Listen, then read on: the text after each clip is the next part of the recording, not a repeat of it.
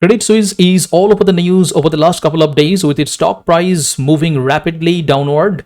So in this video, I will do a basic prediction of the stock price of Credit Suisse over the next 30 days using GRU or gated recurrent units. Yo, this is Rohan and very welcome to my channel. Hope you enjoyed this video and don't forget to subscribe because I'm uploading 5 to 6 videos each week, and over the next couple of months I will focus on machine learning's application in finance, trading, stock analytics and crypto. So enjoy. Now let's start. But first, the mandatory disclaimer that this video and the corresponding source code in this notebook is entirely for education purpose and not financial advice in any way. So none of the content presented in this video constitutes a recommendation that any particular security, portfolio of securities, or investment strategy is suitable for any specific person. And future stocks and options trading involves substantial risk of loss and is not suitable for any investor. The valuation of future stocks and options may fluctuate, and as a result, clients may lose more than their original investment. So the purpose of this video is just to build a very base level model using GRU and is not suitable at all for any production grade application in an actual investment environment.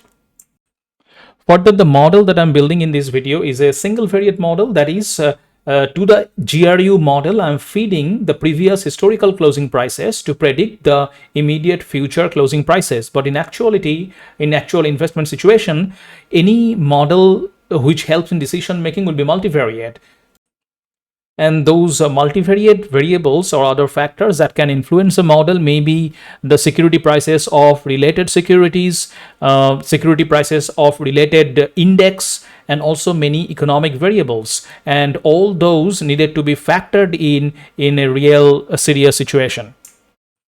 So anyway, our model is just a base case and very simplified. Just to experiment to see that what a GRU predicts on Credit Suisse. Let's start with importing the relevant libraries, and I'm going to be using Tensorflow here. So these are all the imports, very regular, nothing specialty here. And also I need the historical prices. And how did I get that? By using Y Finance. You probably are already aware of that. And this is a separate notebook that I'm using for pulling the data using Y Finance. You just need to install Y Finance, and I'm also installing HYplot and the MPL Cyberpunk that is just for EDA, that is only for plotting. The Y Finance is the main thing that you need. So after installing, it's super easy. You can pull in all the information with just 2-3 lines of code. So first I'm defining the ticker to be CS, which is a ticker for Credit Suisse.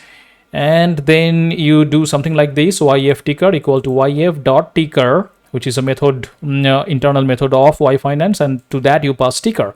And then dot info will give you a lot of information. So from dot info, I am just using long name to pull in the full name of the organization, which is Credit Suisse Group AG.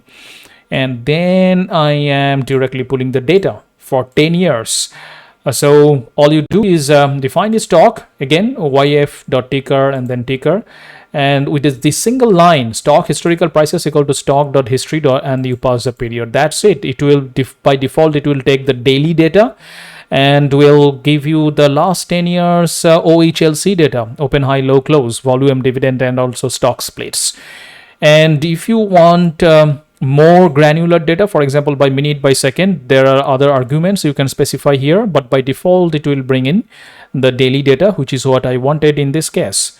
Also, I just wanted to plot a couple of things, especially the closing price plot over the last 10 years. You can do right here with this data frame, because now you have the complete data frame already pulled into your machine. And so you can plot the closing prices, and here with this plt.plot, I'm just plotting this, and we are getting this blue kind of darker background because I am using at the very top this MPL Cyberpunk that just makes your finance related plotting a little bit more beautiful. Yeah, so no rocket science here. So all super simple code. You just this is the main line. You do plt.plot, and to that you pass your data frame. Your data frame has this entire OHLC data. Okay, so that was our last 1 year, and now just plot. So this is the entire last. Sorry, that was the last 10 years, and now you put plotting for the last 1 year. So this is last 1 year. This is much steeper fall that we are getting. So I think yesterday it was trading 4, or it even went below $4. So that's the situation. Okay, that's my Wi-Fi. So now that you have the entire 10 years data, you can just do 2 CSV on this to create a CSV file from this data frame. And that's exactly what I did. Okay, so now I saved that data frame as cs.csv, and now I'm reading it again in this main notebook. And yeah, so this is our original data. I just want to rename these date, open, high, low, etc. by making them all small case. So that's what I'm doing in the next column. That is, you use pandas rename method and pass the columns. And also the to and from column. So from date to date. Yeah, so those are some basic things. And then just check the total shape. So we have this is the shape, stock df.shape 0 will give you the total number of rows, which is we have 2515, and number of fields or features are 8. That is these open, high, low, close, etc. all these things.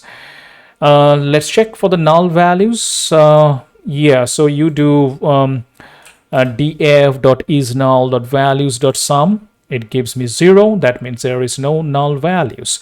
And also you can do isNA.values.any. That will give you false if there is no NA values. And now let's quickly check this stockdf.info. That will give you the overall situation of the data frame. Very important. So these are various columns, and I have all float 64 except volume, that's int 64, and also date is showing to be an object. That's not good. I need the date in a datetime format. So let's do that with a single line, which is this stock df date equal to pt.to datetime. That's the method, and you pass the corresponding column name, in this case date column, utc equal to true. That will convert your date column to right format. And if you do stockdf.info again after changing the date type, now I see the date is properly proper d types, which is datetime 64. And now just quickly check the duration of the entire data frame. Because now I can run a quick query over my date column, which is what I'm doing in the next cell here. So starting date is just with iloc, you pass 0 and 0. That is, you take the very first row, and then you take the very ending row with iloc -1, 0. -1 takes the very last position. And the duration is just this one minus this one. That's all. And let's see, the starting date is 2012 10/04 and ending date 2022 10/03, day before yesterday. So the total duration is 3651 days long, mini. So it's actually 10 years data. And now I am going to do a basic EDA, very important, which is trend comparison between stock open price, close price, high price, and low price. And I'm using Plotly. So this is the main important thing. First, you have to you can just pass all these label names as a cycle, and the cycle method also comes from Plotly. And then the main important line is this px.line, and px.line, the first argument is your data frame. Then x is over which you are the x coordinate actually, and for the y you just pass the various column names. I could also have passed df.columns, that is stock df.columns, but that would include all the columns, which I don't want. I just want OHLC, open, high, low, close. That's all. And these update layout, each trace update, these are all standard things. Yeah, and that's the plot I am getting. So This is the definition: stock, open price, close, high, low, and various color coded. You can, because it's interactive plot of Plotly, so you can actually click on them and check the date, stock value at this date, etc. Anyway, all right, with that out of our way, let's start preparing the data for our model. So first, I just want to, because I already said it's a single variate GRU model that I'm building here, so I only want two things from the original data frame, which is my date column and the closing price column. That's what I'm creating, a separate data frame here, stock df close, just taking date and close from the original stock df. Okay, and taking only last 1 year's data for prediction, because Credit Suisse went through such a huge steep decline over the last 1 year. So previous data of the last 10 years would not really suggest the immediate future prediction. So I'm just taking the last 1 year's data, and you take that by passing this condition to your stock df, that is stock df date greater than 2021 10/03. We saw the last date just 2 cells back. We saw the last date we have the closing price for is 2022 10/03. So this is my starting date for the last 1 year. Okay, so now I have got 252 data points. And next is the most important thing, which is trend test split. And that needs to be done before normalization, because here always remember the key important factor about the data leakage. So the main rule here is that you do your normalization, that is apply the fit transform and transform function only after you have already split your original dataset to train and test, because normalization across instances should be done after splitting the data between train and test using only the data from the training set. And this is because the test set plays a role of fresh unseen data, so it's not supposed to be accessible at the training stage. Using any information coming from the test set before or during training is a potential bias in the evaluation of the performance. And I'm doing the train tests manually by first defining my training size to be 80% of the original length of the dataset. And then my train and test is just I'm doing like this. So from the 0 up to the training size is my train, and the rest of the data, that is starting from the training size up to the end, is the test part of the data. And if I print my train test data for this one, for both of these, I will get a size of, for the train one, I will get here 201/2, and for this one, I will get 51/2. And next is normalization, and the key rule here is just following what we learned earlier previously, that we should not learn from the test data before the modeling. So the key rule before when normalizing is that you apply fit transform on your trained data, but on the test data you apply only transform, because fit should not be used on the test data, as test data should remain in its pristine form. The model should not learn from it. We use fit transform on the trained data so that we learn the parameters of scaling on the trained data, and in the same time we scale the trained data. And then we only use transform on the test data because we use the scaling parameters learned on the trained data to scale the test data. And that's exactly what I'm doing here. And before this, I needed to delete the date column from both train data and test data, because otherwise date will not be accepted by the fit transform method. And I was getting this error: float argument must be a string or a number, not timestamp. So after that you just print the shape, and the shape here is 201/1, and of course I reshaped it because the second dimension I wanted 1 and the first dimension was inferred. And now after normalization we are almost getting closer to the model. And so here the important part about doing a time series GRU model, that we are basically here using lagged observation as feature.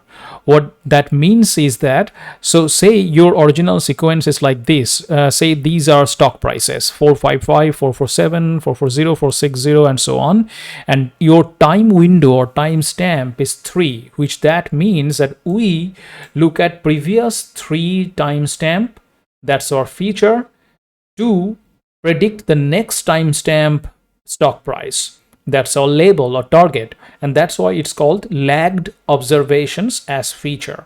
So if you look at this data, the first 3 are the features or input data, and then this 4th number is the target data. Similarly, for the next sequence, these 3, that is 447, 440, and 460, these 3 are the input data, and 475 is my target data. So basically, it's a sliding window. It's very popular in all LSTM, GRU, time series kind of model, that I'm building a window, which is my timestamp, which is 3 here, and that slides over the entire length of the sequence. And so I need a quick util function for that, and that's this function, create sliding window. So this function will just return me 2 numpy array, and by moving with the sliding window. So all I'm doing, I'm looping over the entire length of the data minus time step minus 1, and then for each array I am taking these 1 window length of data. So my data set I starts from I up to I plus timestamp, and then goes up to the 0 for the second dimension. That's 1 set of data, and I append that to data X. And of course, because I'm looping over the entire range with this I, this A will be different for each of the iterations, and for each iteration that sequence or that window length of data is added to my data X. Similarly, for data Y, I'm just adding the next time step, that is I plus time step. Yeah, so if you just apply this into a sequence, it is obvious, it is so clear, and this is so standard code in all LSTM or GRU model. You will see this code. And then I am just going to define my time step here for 15, and create my X train, Y train, and X test, Y test by applying this method on the train data, test data. All right, so now so this is another important factor for LSTM or GRU. I need to reshape the input data to be a 3-dimensional tensor of size samples, time step, and feature. And here sample means the length of the data X, time step is a window, a sample contains multiple time steps, and features, this is the number of features in every time step. So in this case, I have just 1 feature, which is the closing price of the stock or the asset per time step. And when working with TensorFlow or Keras, the terminology for the same 3 terms here, that is samples, time steps, and features, they are in the world of TensorFlow is batch size, time steps, and input dimension. So once again, these samples or batch size here means 1 sequence is 1 sample, and a batch is comprised of 1 or more samples. And time steps means 1 time step is 1 point of observation in the sample, and features, it is just the number of features. So 1 feature is 1 observation at a time step. All right, now another quick thing to understand, that example of these reshaping, that is we need to reshape the data. Before that, let's see that how this actually is done. So for example, here, let's take this example here. We have a single sequence of stock prices. Just assume that these are stock prices, but this is a single dimension, right? 1-dimensional array. We need to transform it to a 3D tensor, and we do that with the reshape function of numpy. So this is as simple as this. So we have our data as an array, which is the single 1-dimensional vector. Then we reshape 1, 10, 1, and this number 10 here represents the 10 time steps, and we just add 1 and 1 as the first dimension and the third dimension. And now after this reshape, our data becomes 1, 10, 1. Simple.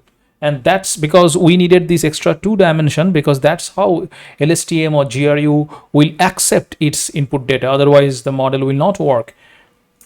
And so we do the same reshaping on our data. So xtrain.reshape, the first dimension we take as a 0th element from xtrain.shape, and the second dimension, the 1th element, and add an extra dimension with just a number 1. We do this for both train and test. That's it. And after this, our dimension become 135 by 15 by 1.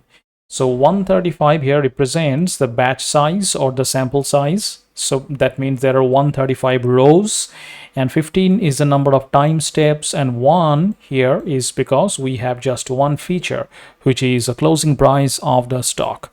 And that's it. Now we are ready to build our model. So it's a very super simple model that we are building with a sequential API. So we all only add a GRU. We have already imported GRU, and that takes the number of units, return sequence true, input shape. In our input shape is time step by 1. And we add a couple of more GRU here. And because we are adding return sequence in the second GRU as well, because there are further GRU layers after this, so the tensors needs to match the sizes. But this one we don't add in return sequence because that's the last GRU. After that, there's a dropout layer. And then my dense layer, which is a fully connected layer, and ultimately model.compile with the loss of mean squared error. Okay, and then if we do model.summary, this is our summary. Cool. Now let's proceed. So yeah, after that you just do model.fit, and I'm running it with xtrain, ytrain. That's my training data. Validation data is xtest, ytest. Number of epochs 200, batch size 32, verbose 1. And it will run rather very quickly, because GRU, remember, I forgot to mention, this GRU that is gated recurrent units is very similar to long short-term memory, that is LSTM, but it's a slightly more streamlined variant. So that means it will run relatively faster. But GRU, just like LSTM, they also capture long-term dependencies, but they do so by using reset and update gets without any cell states. And after our model, that is after the fit method runs completely for 200 epochs, we need to plot these validation loss and training loss. So you can take both of them from the history variable, and you just run a plt.plot. That's it. For one plot, you run epochs versus loss, which is the training loss, and for another one, you run epochs versus validation loss. And looking at the plot, it looks pretty as expected. For the initial couple of epochs up to maybe 25, the validation loss was rather very high, but then it gradually was reducing pretty fast and pretty beautifully. Yeah, so model training was working very fine. And now evaluation or prediction. For the prediction, you just do model.predict on your xtrain and xtest, and thereby you get your train predict and test predict. But this xtrain and xtest was originally scaled, so these train predict and test predict as well will be scaled. So we need to perform the reverse calculation, that is inverse scaling, and that's what we are doing here for all of them. That is your train predict, test predict, original y train, original y test, all of them I am doing scalar.inverse transform, which will just reverse the scaling effect so that I get the original unscaled data. And with the unscaled data, now you can do your evaluation metric calculation of RMSE, MSE, and MAE. And for this metric calculation, you only need to pass the original ground truth data and the predicted data. So for example, for mean squared error, I'm passing original y train and also the predicted train predict. Similarly for same for MSE and MAE, and those were for train, and then you do the same for test, and looks like at the result we are getting pretty good result. Yeah, so the losses are on the lower side. For example, RMSE on the test is 0.214, MSE is 0.045. Yeah, so they are good. And now further few evaluation metric we have to do. The first one is explained variance regression score, and this one, this image is taken from the scikit-learn documentation. I have just pasted the screenshot here. So the explained variance score, or EVS, tells you how much variance is explained by your model. The maximum value is 1, so higher the EVS, better your model performance. And our data, we again passed the explained variance score, the original Y train and the predicted train, and similarly for the test, and we again got pretty high result, pretty good result, I mean. So for the train it's 0.95 and for the test is 0.88. And then almost a similar score we calculate again, which is R square for regression. Again, this is the best R square, the closer it is to 1, the better, and the best is 1. Now on the difference between R square and explained variance score, it's a very crucial topic, because they almost kind of measure a similar thing. And so for example, many interviewer ask this question, and the main difference between R square and explained variance is the mean error metric or mean error value. So if you look at the formulas, this is the formula for R square and this is the formula for explained variance. Now in this, the variance y predicted minus y actual, this term, that is this term here, is actually equal to sum of squared residuals minus mean error divided by n. Now sum of squared residuals is part of our R square formula, right, on the top, on the numerator. So only thing missing is this mean error, and that's what differentiates between R square and explained variance score. So basically the difference is that the explained variance use the biased variance to determine what fraction of the variance is explained. R squared, on the other hand, uses the raw sums of square. So if the error of the predictor is unbiased, the two scores are the same. So generally, if you want to have unbiased estimator, so our model is not underestimating or overestimating, you may consider taking mean of error into account, that is R square. So this is where we calculate our R square, and again, pretty good score. I get 0.91 for train and 0.88 for the test. And finally, another metric we calculate here, which is regression loss, mean gamma deviance, and regression loss and mean Poisson deviance regression loss. We already have imported these method at the top, mean gamma deviance and mean Poisson deviance. You just following the same structure, you only pass the ground truth and a predicted value, and it will calculate your score. So these are our score here. Again, not too bad here. Alright, now a quick plot on comparing the original stock close price and predicted close price. So the plot is this, it's a plotly one, so very much interactive. And the red line is a train predicted close. The blue line here is the original close price. And this green line is a test predicted close price. And you can see that the red line, that is a predicted train predicted price, that starts from here. That is the first, there is a gap, and the gap actually here represents the first 15 days, because our timestamp is 15. That means the first 15 days we take as input to predict the 16th day price. That is, we need at least the first 15 days to predict our very first closing price. That means there would not be any predicted price for the first this range here. That is the first 15 days.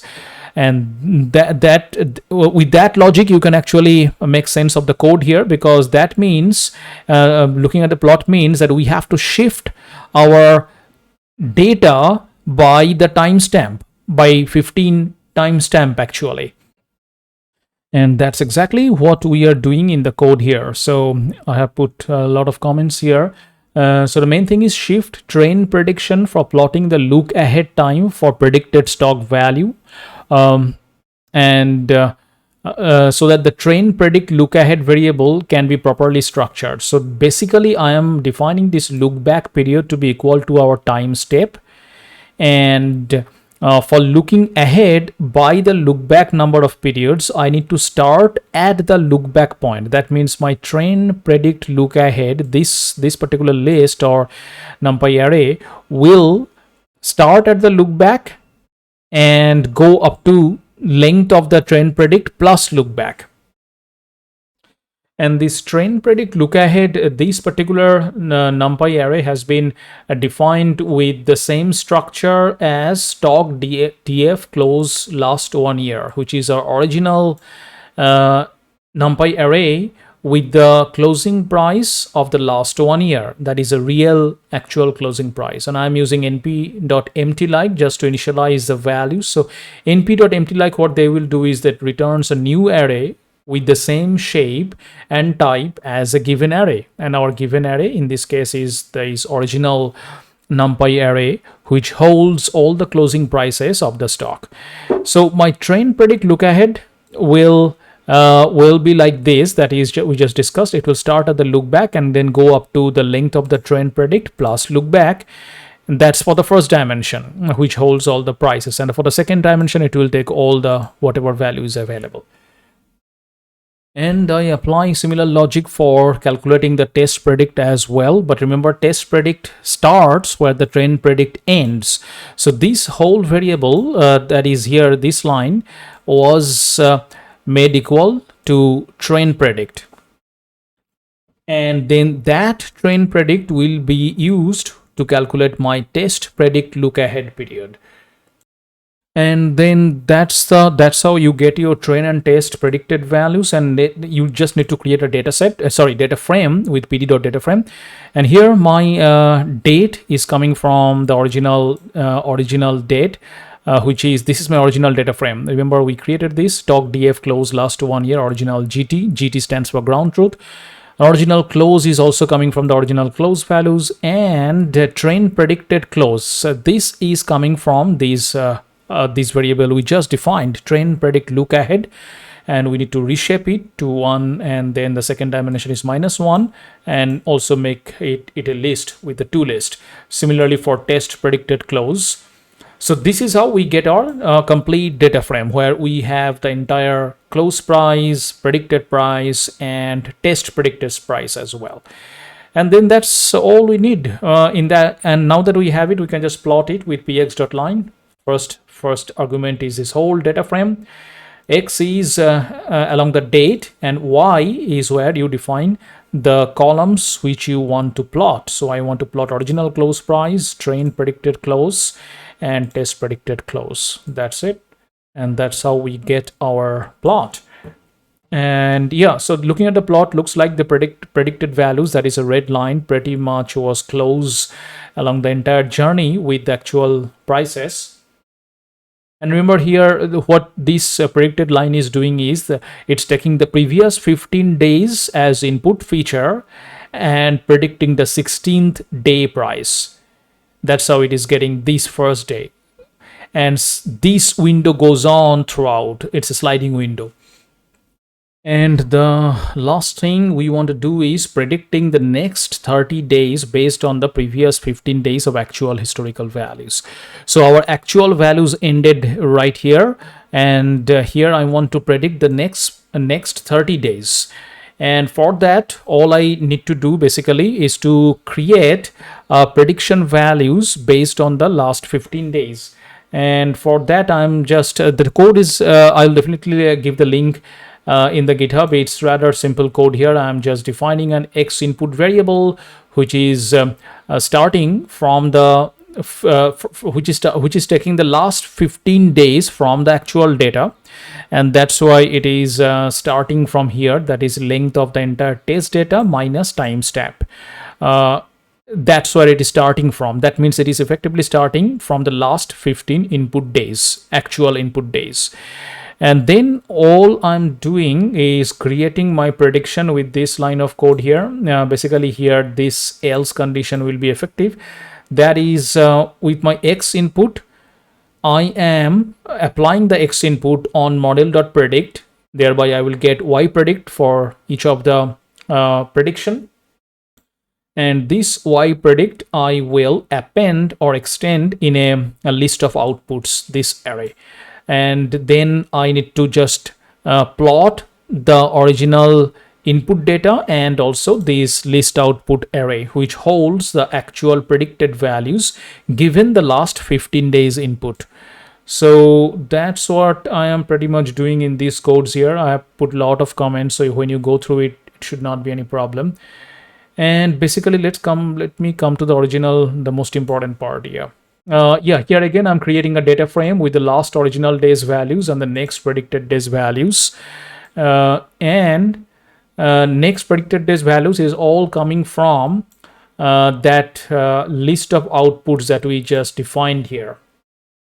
And now for predicting the next 30 days based on the previous 15 days of actual historical values, I need a single list in which the first 15 elements will be the 15 input days of actual historical stock values, and the next 30 days will be the predicted value.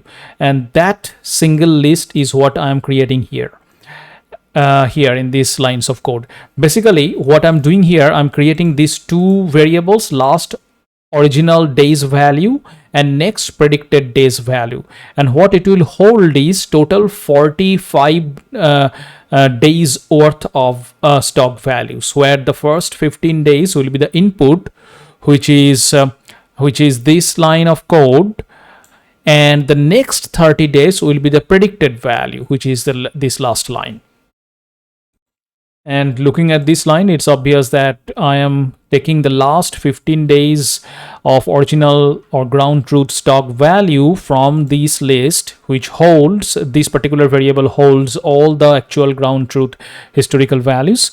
And for the predicted, I am taking it from these list output, which is what we updated while predicting from the model. And obviously list output is scaled, so I needed to do the inverse transform. That's what will hold in this in this variable next predicted days value, but the last 30 days. All right.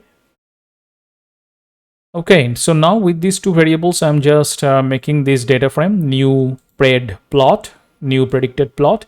And again, it's the same thing, last original day value, next predicted day value, and then I just need to print or plot this with px.line.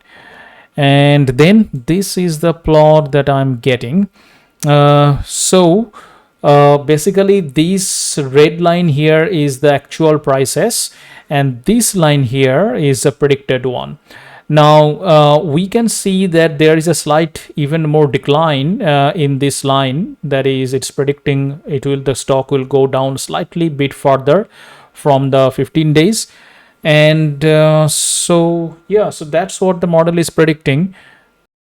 And again, here I have to repeat again the most important part, that this was extremely base modeling implementation. It is a single variable implementation of GRU, but this is actually nowhere close to a very serious level of production grade implementation, because in that serious level you need to take into consideration many other variables. It will always be a multivariate model in the real life.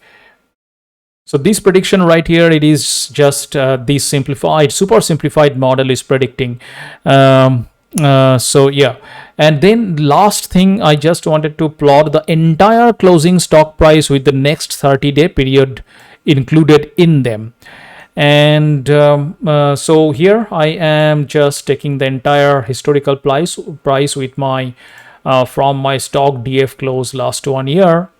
And to that I am adding the next 30 days as well, and the next 30 days I'm getting again from this list output, this variable which holds all the predicted values. And then making this data frame by after doing the inverse transform, and just plotting it with px.line.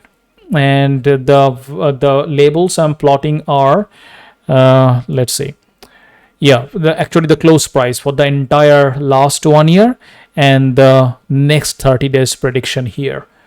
So that's what the model is predicting. And actually I saw that the model, the first first predicted period, the model is predicting something like, I think, 3.9, and the stock price was actually hovering on fourth at around $4. So the actual price of Credit Suisse was 4, and the model was predicting 3.91 or 93, something like that. But then again, I am having to repeat again that this is a very simplified base case scenario of model building. So I didn't even do any feature engineering. There could be hundreds of opportunities to do feature engineering to fine tune your model. I didn't do any hyperparameter tuning, etc. So all those things are what is needed for your serious model implementation. But the purpose here was to just apply a base GRU model with Tensorflow on 1 year stock price of Credit Suisse. And that's what we did in the entire video. Alright, that pretty much wraps about this video. If you liked it, do smash the like button. And also don't forget to subscribe, because I'm doing 5 to 6 videos each week. So see you in the next one, and thank you very much for watching.